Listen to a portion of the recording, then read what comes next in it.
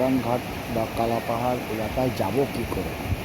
সবচেয়ে সহজ উপায় হচ্ছে ডুয়ার্সের যে রাস্তাটা আলিপুরদুয়ার থেকে আসামে গেছে, তার রাজাভাতখাওয়া মোড় থেকে বারোবিশার দিকে প্রায় 6-7 কিলোমিটার যাওয়ার পরে মহাকাল মোড় বলে একটা এলাকা পড়বে। সেখান থেকে সোজা বাঁহাতে যে রাস্তা হবে তার নাম শামুকতলা রোড।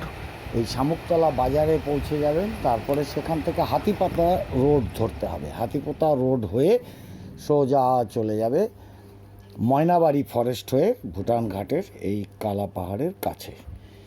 মহাকাল মোড় থেকে এর দূরত্ব খুব বেশি হলে মেরে কেটে 20 কিলোমিটার।